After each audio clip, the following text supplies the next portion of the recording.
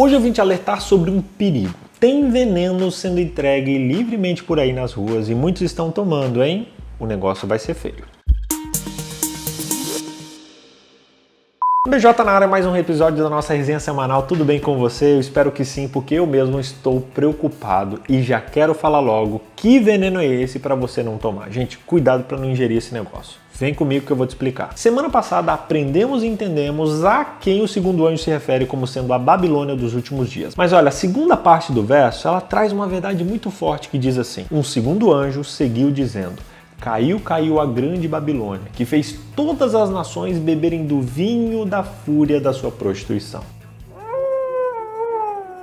Semana passada aprendemos sobre o que é esse vinho. Lá em Apocalipse 17, a mulher identificada como Babilônia espiritual tem na mão um cálice de vinho e embriaga o mundo com esse erro. Esse vinho são os enganos que a Babilônia vai usar para desviar o povo de Deus. São falsas doutrinas, ensinos que no final levarão à morte eterna. E o próprio Jesus proferiu uma advertência muito poderosa a respeito dos últimos dias sobre os falsos enganos.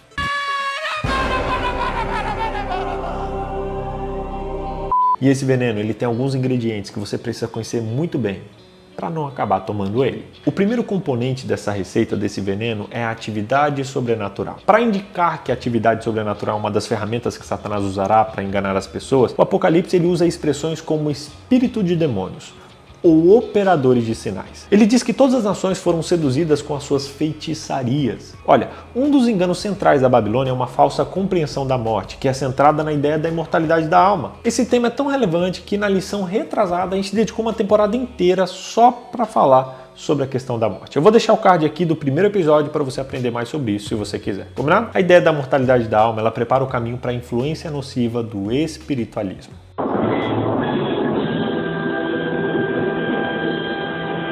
Um outro elemento do vinho da Babilônia é a mudança do dia sagrado. Se a gente se atentar para a história, a gente vai ver que na antiga Babilônia o sol era adorado e considerado um deus. Pode parecer surpreendente, mas muitas vezes a adoração babilônica ao sol influenciou a adoração do povo de Deus no Antigo Testamento. Por exemplo, o profeta Ezequiel, contemporâneo de Daniel, ele descreveu alguns israelitas de costa para o templo de Deus, adorando o deus sol, voltados para o leste. Em Apocalipse 17, João descreve uma época em que os princípios da Babilônia, incluindo a adoração ao sol, entrarão na igreja cristã durante uma era de concessões. Isso aconteceu, BJ?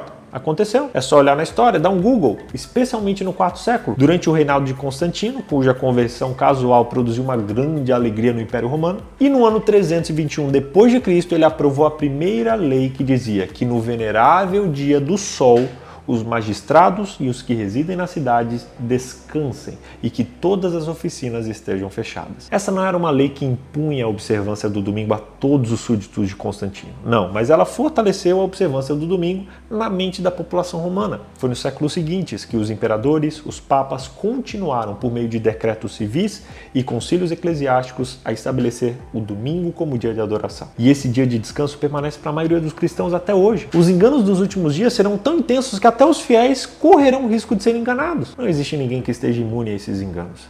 Mas aí, gente, aí a situação complica. Como se proteger desses enganos, você pode me perguntar? Como fugir desse veneno que o inimigo está colocando no nosso caminho? Como? Como? Oh, e agora? Quem poderá defender-me? Quem?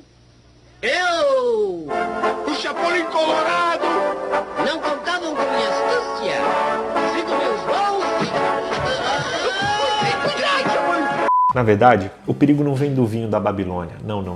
O perigo vem de dentro de nós. Provérbios 14, verso 12 diz que tudo que parece certo ao homem no final leva a um caminho de morte. O veneno que nos matará, na verdade, é a nossa teimosia. A teimosia de tentar confiar no nosso próprio entendimento, no nosso próprio discernimento. Observe ao longo da história quanto mal já foi feito em prol de um bem real, de um bem maior. Quantas vidas já foram perdidas em guerras, em movimentos políticos que tinham a total certeza de estarem fazendo o que é certo. Até que o tempo passou e revelou a crueldade e a maldade dessas intenções. Basta olhar para a sua própria vida. Siga livremente os desejos do seu coração. Siga livremente a sua razão para você ver o que acontece. Eu te dou algumas semanas para que você esteja completamente perdido. A gente sabe que o nosso coração é cheio de pecado. A gente sabe que o nosso coração é cheio de más intenções. Então, por que a gente insiste em seguir os seus conselhos? E quem disse que isso é problema meu?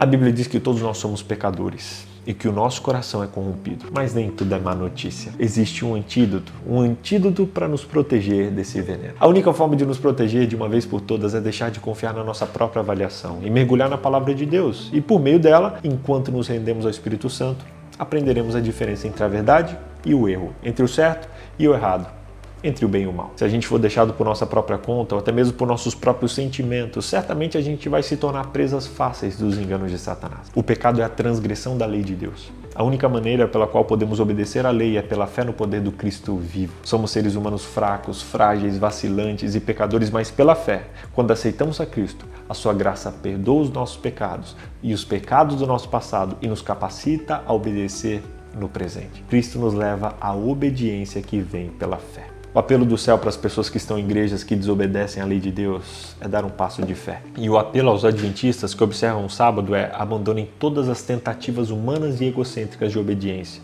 e vivam pela fé na graça de Cristo, que nos livra da Babilônia. Resumindo, primeiro, no tempo do fim, o inimigo vai usar o espiritualismo e falsos prodígios para desviar a humanidade. Segundo, os eleitos de Deus são o principal foco dos enganos de Satanás. Terceiro, a única forma de se proteger é confiando em Jesus e não no nosso próprio discernimento. Que no dia de hoje você entenda que existe um veneno que está sendo distribuído livremente e que todos, inclusive cristãos, inclusive igrejas mais contemporâneas, grande parte das pessoas tem seguido cegamente esse princípio pagão da guarda do domingo como um dia de descanso. A Bíblia é muito clara. O sábado é o dia de Deus. O sábado é a marca que Deus deixou para os seus filhos. É um presente para nós que nós devemos desfrutar. Que você aceite o dia de sábado. Que você descanse no dia de sábado, que você guarde o dia de sábado. Se você já faz isso, que você melhore a sua guarda, não por motivos egoístas, não para ser aceito, não para ser salvo, não apenas por uma tradição ou um costume, mas por um sincero amor a Deus e por sincera obediência à palavra desse Deus.